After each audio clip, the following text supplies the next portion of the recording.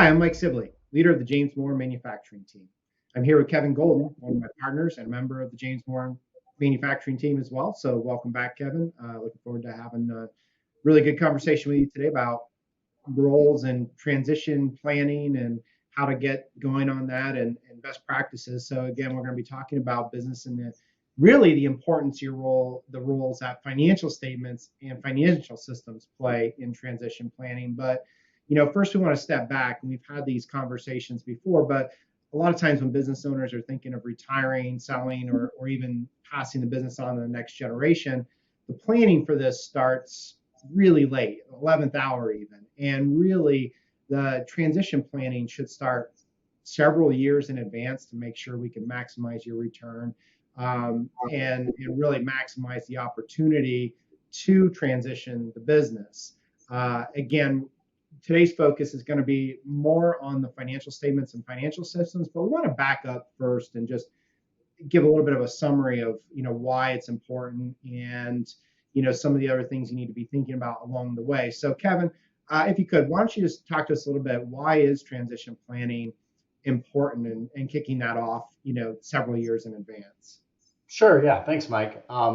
I think we had a video not too long ago, or maybe in the past, about transition planning, going into more in depth, but just a quick reminder, why is it important? Well, first of all, any type of transition is an extremely sensitive topic, right?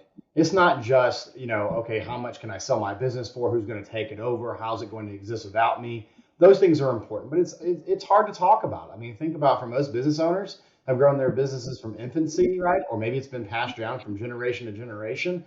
And to think about not working in your business any longer, I mean, that's just hard. As a business owner, I know that's hard for me, and I have been in there probably half the time that many of our clients and people we talk to have been. And so you can't just, step away easily. So again, the more you start talking about that earlier, the better chances you have of succeeding in wrapping your mind around that. So first of all, it's important because it's an extremely sensitive topic, and it's sensitive for different reasons for different people, right? So the second reason is to make sure that what you want to have happen in the end actually happens. It has a higher chance of succeeding, whether that's selling your business, passing it down, or whatever that may look like for you, for your employees, for everything you've worked so hard over many years to achieve, that actually happens, and that transition time is as smooth as possible.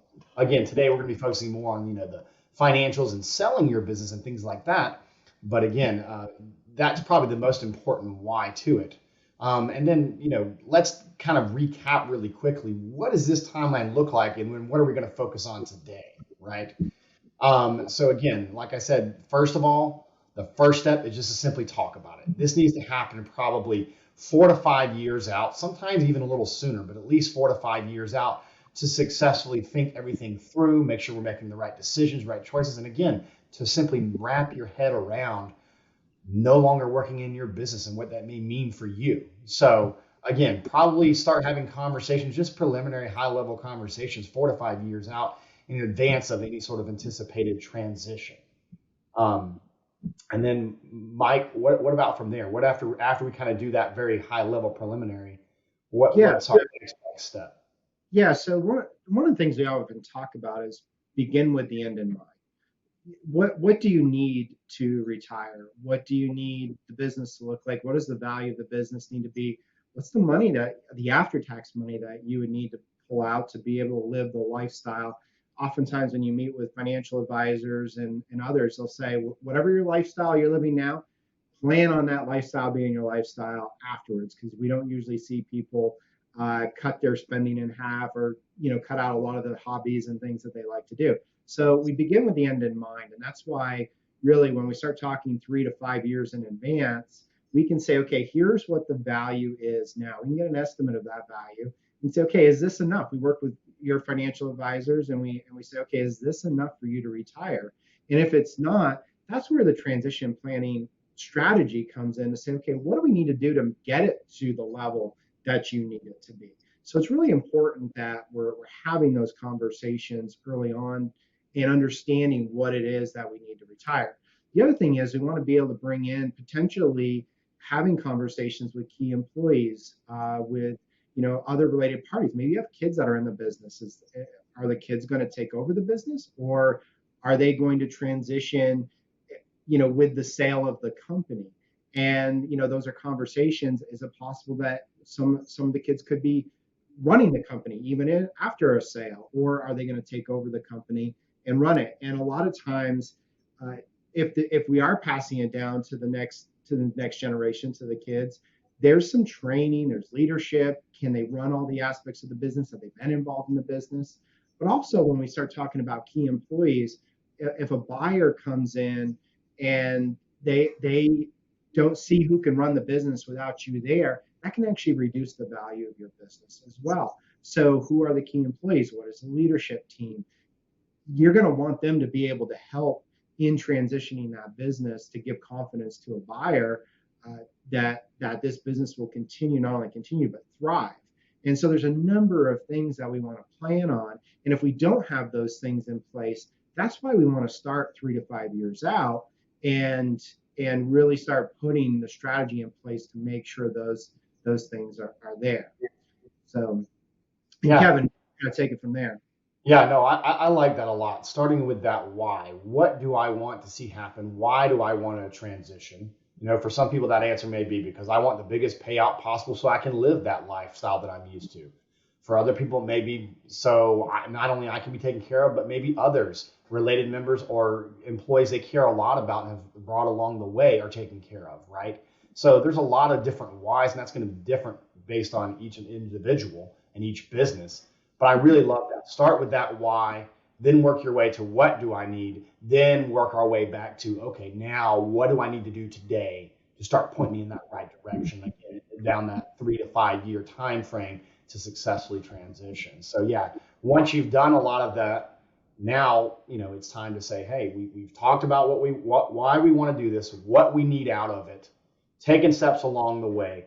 Now it's putting those plans in motion, right? So again, you usually in that timeline, you spent 1 to 2 years on, okay, what do we need to do? Getting preparing, having those hard, tough conversations, good conversations, but tough conversations. Now it's time to deliver. So that's where we're really going to focus our time today. What can we do now in those last few years prior to that transition date, right, with our financials and other things to really prime ourselves? And for a lot of our clients and a lot of people who talk to us, they say, hey, I want to sell this business. I want to be done. I've worked hard. I've worked long. Now it's time to enjoy the fruits of my labor and really, take a step back. But in order to do that, like most business owners, their retirement, their future is all tied up in their business, right? So what does that end game look like for me? And that's what we're really going to, start focusing today on is what can I be doing today? How can I make myself look better? What tools can I use today? Even if maybe I'm further than 5 years out from that transition, what still can I be doing to make sure that I'm primed and looking good where I want to be to help out when I do get to that point with transition planning and getting ready to sell or transition my business in the future. So, Mike, what can we be doing today with financials and tools and things like that to prime ourselves for the best transition possible? Yeah, that's a great question. And there's several areas that we can look at that can increase the value of your business overall. And so the one we're going to be focusing on today is on the financials because, frankly, I spend probably half or more of my time working with companies on getting their business ready, either getting them ready for sale or going through the selling process. And all too often, we're brought in late in the game.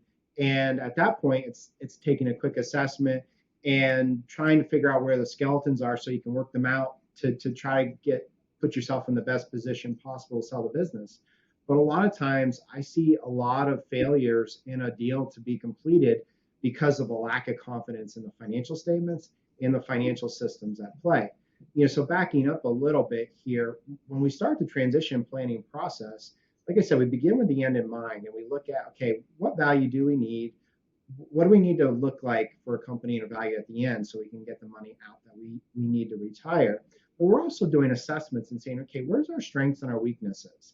For example, we may have a very, very high customer concentration. That's a scary thing for a buyer if you have one customer that's, say, 60% of your business.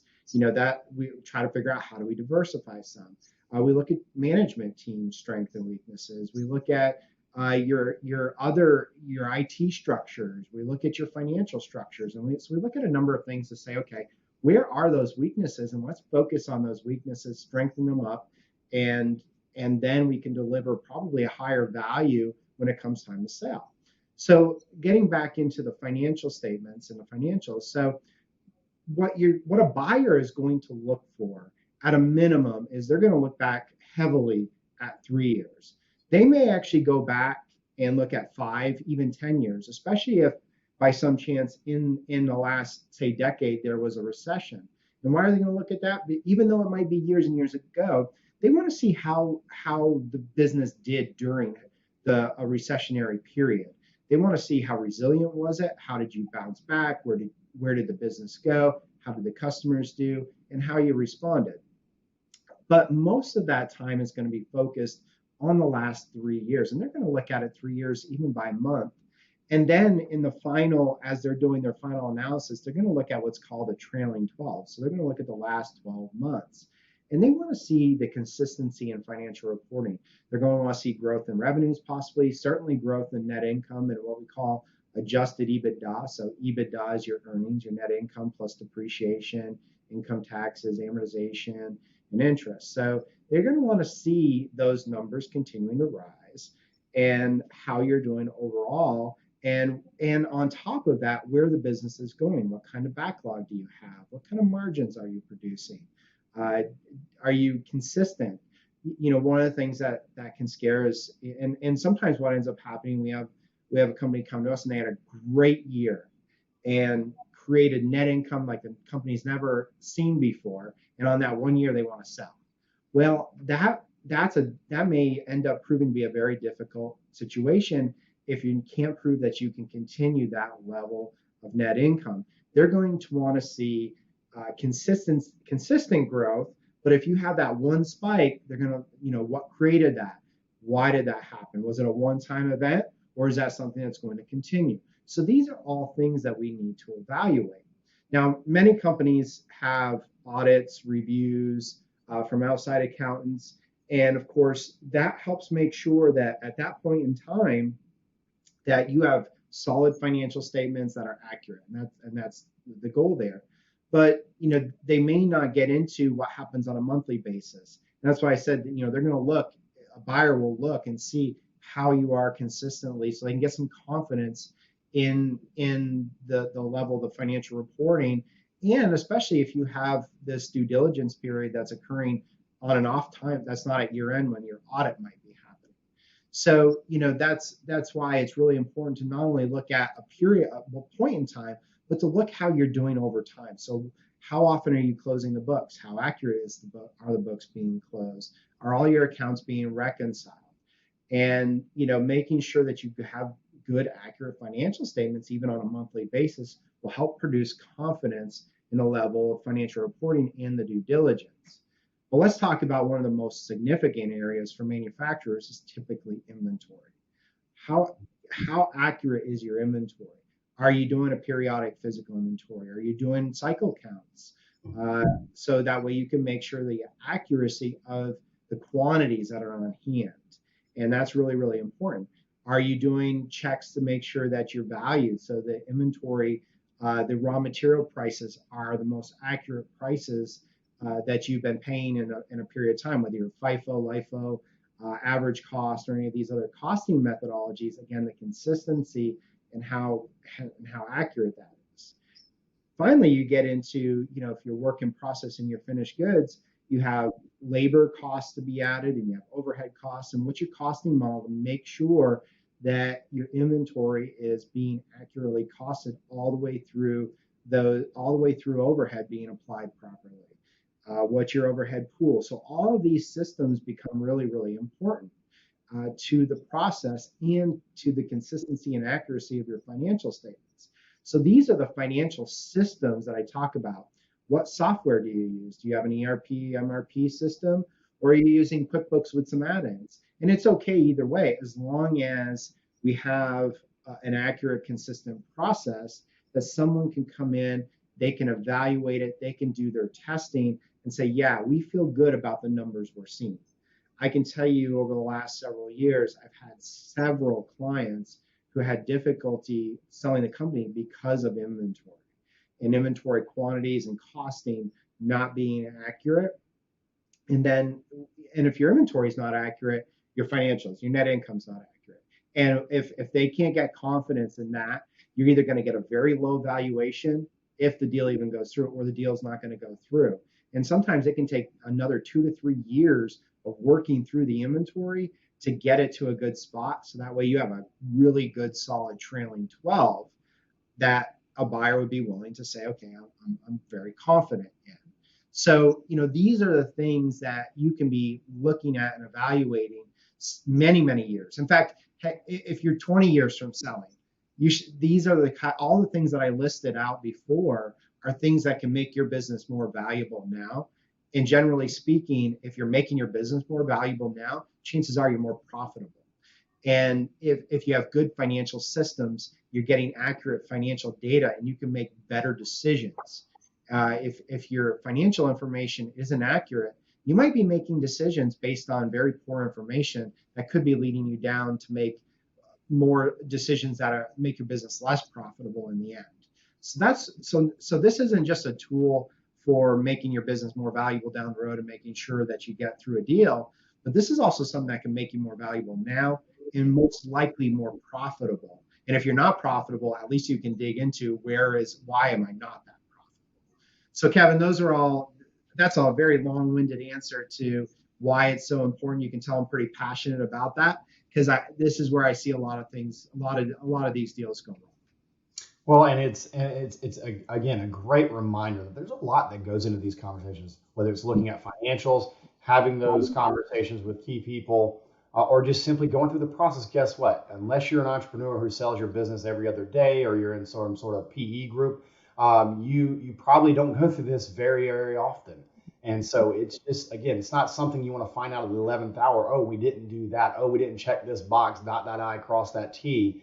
And now a deal falls through. Again, we've seen that happen. But outside, we've also seen where people have done their proper due diligence and planning, and it goes great. I think a good kind of thumb in the air test is there anything about my own financials I currently don't understand? Because guess what? If you who worked in the business for 20, 30, 40 years don't understand it, I guarantee you someone looking on the outside in is not going to understand it, or it's going to give them pause, which again may lead to a lower valuation or a deal not even going through. So that's a good thumb in the air. Of course, your professionals, advisors, and so forth can help you look at other things that you may need to look into. But again, that's just a good starting point. Also, keep in mind that sometimes during these conversations, there may be times where, hey, maybe what's the best answer for getting ready to transition my company may not be the best answer in that year for me personally or from a tax standpoint or others. Again, we're big proponents of looking at the big picture and answering that why. Are the decisions we're making today, whether it's a tax related, financial related, other systems related, pointing us in the right direction of that why? If so, sure, maybe we have a tax outcome that's not as favorable as we'd like, but in the end, it's going to pay off, right? So again, making sure that you know why you're transitioning and what you're doing first and foremost, then getting into these weeds and details. And again, making sure you allow yourself enough time. You may know you have a great product, you have a great company and all that, right? But again, we've got to tell that story. We've got to paint that picture for outsiders looking in to say, here's what we have to offer, the widgets we sell, the processes we have in place and all that. You don't have to go in and do the legwork to figure out. We've done it for you, wrapped it up in a nice bow. Here you go. Don't you want to buy something like that, right? So that's I think a great, and is an area we're passionate in because again, it's great, a great feeling when you're on that other side. It does go successfully. You sell it, and then now someone's, living the life they want to live afterwards, and meeting all their goals they want to meet personally. It's a great feeling, both for us, for our clients, for the buyers. I mean, it's a win-win in all situations. So, yeah, no, definitely something that, again, even if you haven't thought, hey, I might be in that 4 to 5, even 7 to 10 year time frame of wanting to transition, just mention it. Talk with somebody about it. Get those wheels turning. So that way you can start digging into these things that, again, hopefully in the long run and come time for transition and make you very, very successful. So Mike, any final thoughts on that? Yeah, I mean, great points. I think, the major thing, I think, besides taking away the importance of the financial systems and that impact is start thinking about it now. Because even if you don't think you're for sale, I've seen plenty of companies where they get an offer and all of a sudden they're interested in selling because the offer was outstanding, right? And sometimes those offers are all well and fine until they start digging into things. So my recommendation is, whether you're 3 to 5 years away or even for do an assessment like I talked about, to look at the major areas that drive value in a business, particularly on the financial side of things, but do an assessment and go through and find out where your strengths and weaknesses are and develop a strategy to build on those strengths and mitigate those weaknesses and maybe even turn some of those weaknesses into a strong point for the company. So I recommend always getting started on that, and you'll do wonders for your business. Kevin, thanks for all of your insights today. I think it adds a lot of value. This is an extremely important area. So appreciate all the insights today, and of course, for everybody else out there, thank you for listening. We appreciate it. As always, if you have questions, feel free to reach out to Kevin or myself, and we're always happy to help answer questions or get you pointed in the right direction. And of course, I hope you have a great rest of your day. To learn more about James Moore and Company's manufacturing services, go to jmco.com. And don't forget to subscribe to our More on Manufacturing series to receive updates when new videos and podcasts are released. If you'd like to be a guest, or if there's a topic you'd like to see covered on a future episode, contact us on our website. You can also follow us on social media for more news as the landscape on manufacturing continues to rapidly evolve.